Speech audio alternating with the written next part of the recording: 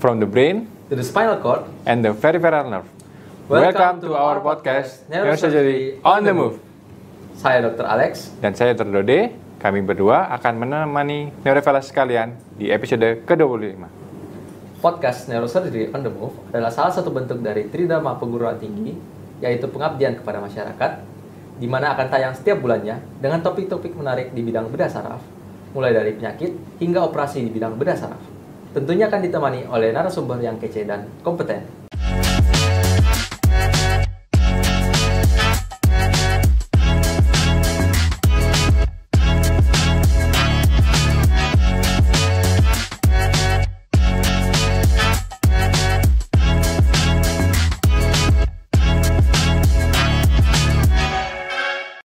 Ya, pada episode ke-25 kali ini kita akan membahas mengenai thoracic outlet syndrome akibat trauma. Dan nanti akan dibahas oleh pakarnya langsung, yang sekaligus juga merupakan staf program studi spesialis bedah saraf Fakultas Kedokteran Universitas Udayana, yaitu Dr. Putu Eka Mardika, spesialis bedah saraf. Selamat datang kembali ya, Dok. Selamat ya, terima kasih udah diundang ya. Terima kasih sudah meluangkan waktunya untuk hadir di acara Neurosurgery on the Move kali ini. Terima kasih. Gimana kabarnya, Dok? Baik, luar biasa. Ya, gimana? Baik, Dok. Hari ini kita akan membahas apa ya hari ini ya? Hari ini kita akan membahas tentang thoracic outlet syndrome, Dok. Thoracic outlet syndrome. Ya. Gimana? Dari teman-teman residen tertarik sama thoracic outlet syndrome? Iya, Dok. Kita ingin tahu lebih dalam mengenai thoracic outlet syndrome. Gitu. Namun sebelum ke perawatannya, kita ingin tahu sih apa sih itu thoracic outlet syndrome dulu secara umum. Jadi thoracic outlet syndrome itu kan kalau kita Indonesia kan sindrom thoracic outlet syndrome itu artinya adalah kumpulan gejala. Thoracic outlet itu merupakan terminologi anatomi sebenarnya. Sebenarnya yang lebih tepat di sini tuh sebenarnya lokasinya adalah di thoracic inlet, itu di bagian atas dari rongga toraks. Sedangkan thoracic outlet itu sebenarnya di bagian bawah rongga toraks sebenarnya. Tapi karena mungkin sudah penamaannya seperti ini, itu tuh merupakan lokasi di mana tulang klavikula atau tulang selangka itu berpotongan dengan kosta nomor 1 atau iga nomor 1. Di sana ada rongga kecil. Terdapat beberapa struktur penting di sana. Salah satunya adalah saraf, kemudian ada juga pembuluh darah yaitu arteri dan vena. Nah, dan apabila itu mengalami penekanan di sana, entah itu karena terjadinya sempit atau mungkin karena terjadinya cedera, itu bisa menyebabkan gejala yang namanya thoracic outlet syndrome. Nah, terus bagaimana kaitannya dengan trauma seperti itu? Nah, kalau trauma menyebabkan cedera, itu tuh akan bisa menyebabkan terjadinya perubahan anatomi di sana. Entah dia mungkin menjadi makin sempit atau mungkin karena proses cederanya terjadi scar yang bisa menekan struktur seperti saraf dan pembuluh darah itu. Jadi itu yang thoracic outlet syndrome yang kita akan bicarakan pada hari ini seperti itu. Oh, sepertinya menarik sekali ya, Dok ya. Iya, cukup. Dan ini, Dok, sebenarnya penyebab utama dari thoracic outlet syndrome sendiri itu apa aja sih, Dok? Ya, jadi kan tadi yang saya jelaskan tuh kan muncul gejala ya. Ada struktur saraf di sana, ada struktur arteri, ada struktur vena. Jadi apapun yang menyebabkan kompresi di sana, itu tuh akan menyebabkan thoracic outlet syndrome. Yang pertama itu bisa karena anatominya yang memang sudah bermasalah di awal. Memang sempit di sana rongganya. Contohnya seperti cervical ribs namanya kalau bahasa Inggrisnya. Jadi ada tulang iga di tulang cervical. Misalnya kan kalau tulang iga itu kan di tulang torakal mulainya. Nah, ini ada tulang iga di tulang cervical namanya cervical ribs. Itu bisa menyebabkan sempit di sana rongganya. Kalau sudah sempit, lebih gampang atau lebih berisiko terjadinya penekanan di struktur-struktur tersebut. Terus yang kedua, bisa memang karena ada otot yang mengalami penebalan, contohnya otot scalenus itu menghubungkan antara tulang belakang dengan tulang iga. Itu apabila mengalami penebalan bisa menyempitkan rongga sehingga sempit juga, menekan juga arteri, saraf, dan venanya itu. Kemudian juga karena postur tubuh yang kurang baik, mungkin sehari-hari misalnya sering membungkuk atau bahunya sering ke depan, kita kan tidak sadar ya sehari-hari ya. Lama-kelamaan karena postur tubuh yang kurang bagus, terjadilah juga penyempitan di thoracic outletnya itu, lokasi itu. Kemudian yang terakhir bisa juga karena trauma. Jadi entah bagaimanapun trauma di sana, kemudian terjadi mungkin pembentukan scar dan lain-lain, sehingga rongganya itu makin menyempit dan terjadilah kompresi seperti itu. Dok, kira-kira nih, kalau seseorang mengalami thoracic outlet syndrome akibat trauma, gejala apa saja sih yang harus kita waspadai? Ya, itu pertanyaan bagus. Jadi, orang kalau datang kan kadang-kadang mengeluh, tangan saya kesemutan dok, seperti itu kan. Nah, itu bisa saja itu gejala thoracic outlet syndrome. Jadi, gejala thoracic outlet syndrome itu tuh akan bergantung struktur apa yang mengalami penekanan. Kan tadi saya sebutkan ada struktur saraf, ada struktur arteri dan vena. Kalau dia struktur saraf yang kena, dia akan mengalami keluhan saraf. Entah itu motoriknya bermasalah atau sensoriknya bermasalah. Kalau motoriknya bermasalah berarti pasiennya akan mengeluh lemas. Atau mungkin bahkan yang paling parah atau ekstrim, otot-ototnya mengalami atrofi atau mengecil, tangannya mengecil. Dan pasien juga kalau sensorik itu keluhannya kesemutan atau mati rasa. Atau bahkan mungkin kalau sudah mengalami hal yang kronis bisa terjadi nyeri neuropatik seperti itu. Kalau dia arterinya yang mengalami kompresi bisa membiru karena arteri kan membawa darah yang kaya akan oksigen. Kalau seandainya tertekan di daerah thoracic outlet, tangannya bisa membiru.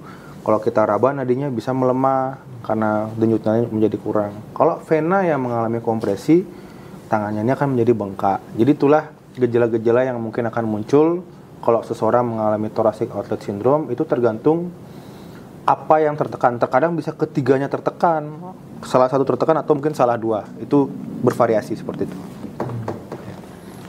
Baik dokter. Saya sambil ngopi ya. Iya dokter, silakan. Nah, bagaimana bagaimana biasanya untuk mendiagnosa dari thoracic outlet syndrome ini akibat trauma? Akibat trauma. Jadi kan kalau kita sebagai dokter, itu kan dari awal kalau kita ingin mendiagnosi orang tuh dari wawancara medis terlebih dahulu ya. Hampir 80% diagnosa itu bisa didapatkan dari wawancara medis. Jadi wawancara medis itu kita akan menemukan gejala-gejala seperti yang tadi saya sebutkan. Semutan, kelemahan, bengkak tangannya, kemudian membiru tangannya seperti itu. Dari wawancara medis itu kita berangkat ke pemeriksaan fisik. Kita meriksa apakah ada tanda-tanda kompresi, pembuluh darah di daerah thoracic outletnya itu kan. Kemudian kita ngecek juga apakah nadinya melemah. Intinya kita mengecek tanda-tanda yang mungkin kita mencari kompresinya itu di mana, apakah saraf, arteri atau vena itu. Setelah itu kita lanjut ke pemeriksaan penunjang yang lebih tinggi. Kita bisa lakukan ronsen di daerah bahu atau di daerah cervical untuk melihat ada cervical ribs. Kemudian kita mengecek CT scan, MRI untuk mengecek jaringan soft tissue-nya atau jaringan-jaringan yang lain yang mungkin bisa menyebabkan kompresi di daerah itu seperti itu. Setelah itu bisa juga kita cek pemeriksaan EMG kalau seandainya kita curiga bahwa itu mengalami kompresi pada sarafnya.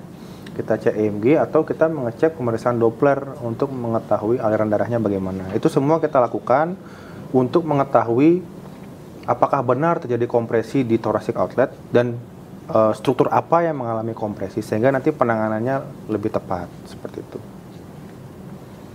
Nah, ini nih yang paling ditunggu-tunggu dok ya. Setelah seseorang didiagnosis nih terkena thoracic outlet syndrome, kira-kira perawatannya gimana sih? Apakah semuanya harus dioperasi ataukah bisa tidak dioperasi nih dok? Nah itu pertanyaan menarik. Biasanya kalau pasien datang ke kita itu apalagi namanya bedah saraf kan duluan takut dia. Bedah saraf takut dia kan seperti itu. Jadi untuk penanganan thoracic outlet syndrome ini bisa ditangani non-operatif atau tanpa pembedahan dan operatif. Jadi yang pertama dilakukan untuk terapi untuk thoracic outlet syndrome ini adalah non-operatif terlebih dahulu. Apapun itu pasti non-operatif terlebih dahulu. Apa aja ya? Pertama kita mungkin memberikan fisioterapi. Nah fisioterapi itu bisa dengan latihan untuk merelaksasikan otot-ototnya atau menguatkan otot-ototnya seperti itu. Kemudian yang kedua modifikasi gaya hidup.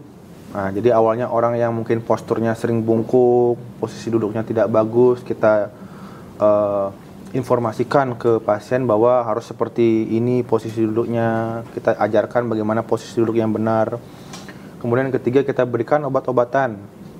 Obat-obatannya itu biasanya adalah penghilang nyeri, kemudian antiinflamasi. Nah, itu biasanya standarnya.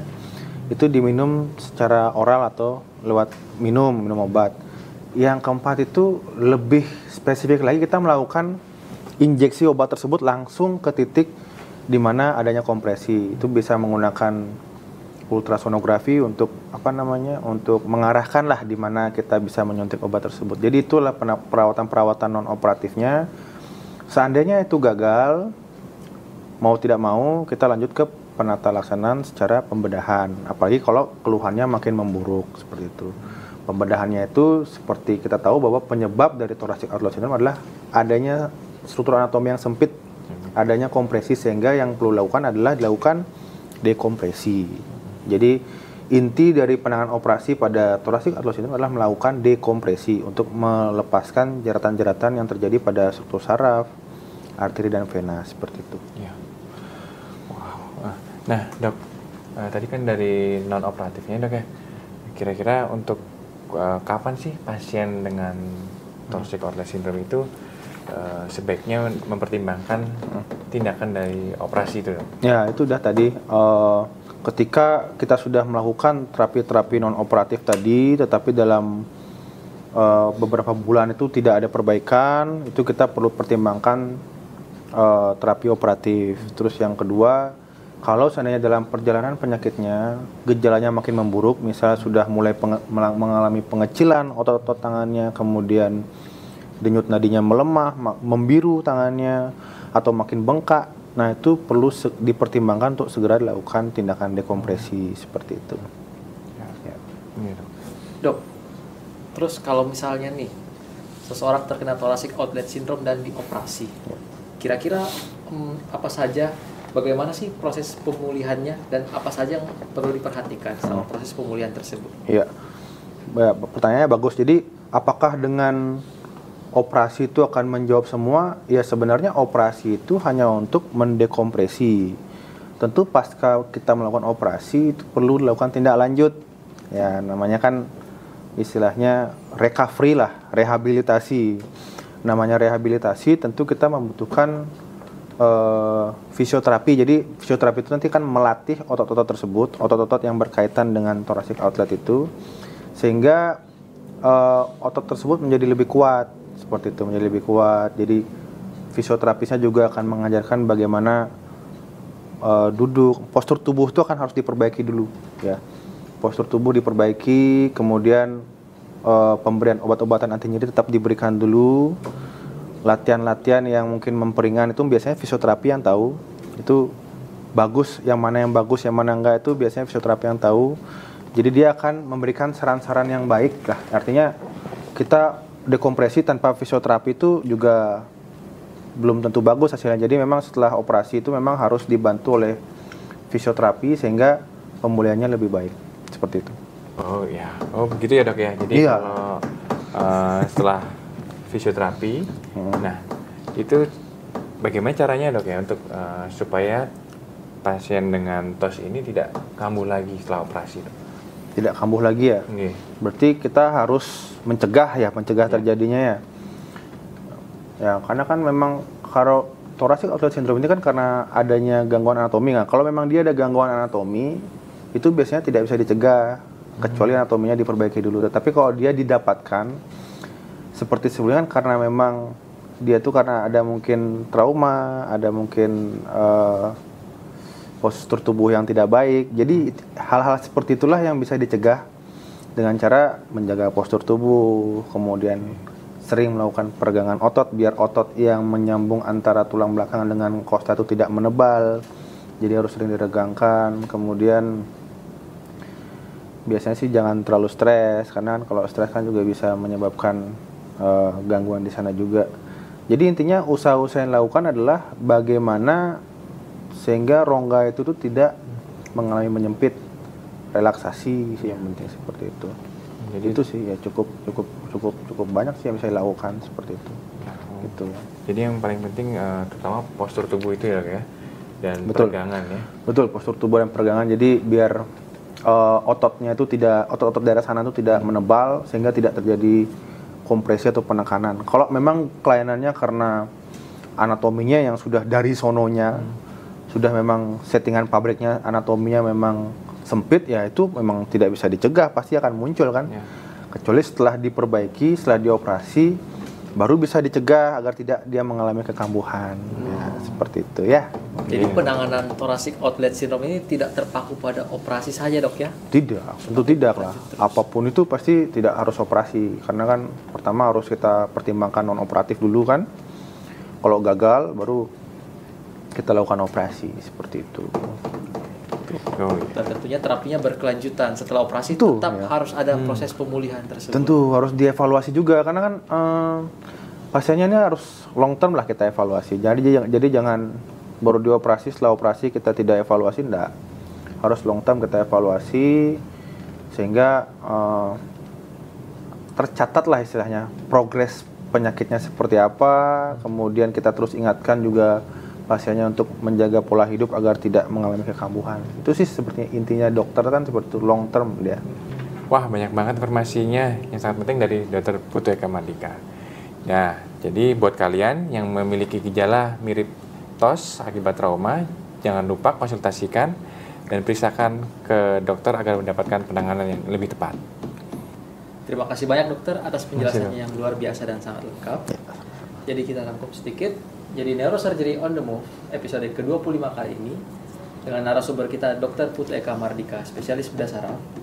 Kita sudah membahas tentang thoracic outlet syndrome akibat trauma, di mana kita sudah membahas mengenai apa itu thoracic outlet syndrome dan gejala-gejalanya, peran dokter bedah saraf di bidang thoracic outlet syndrome akibat trauma, serta bagaimana pemulihan dalam penyakit ini.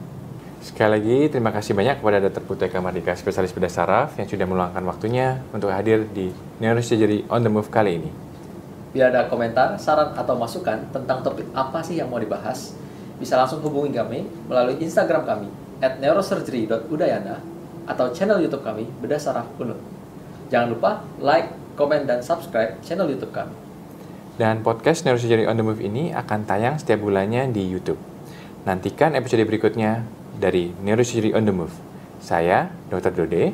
Saya Dr. Alex. Saya Dr. Eka. Salam Neurosurgery on the Move.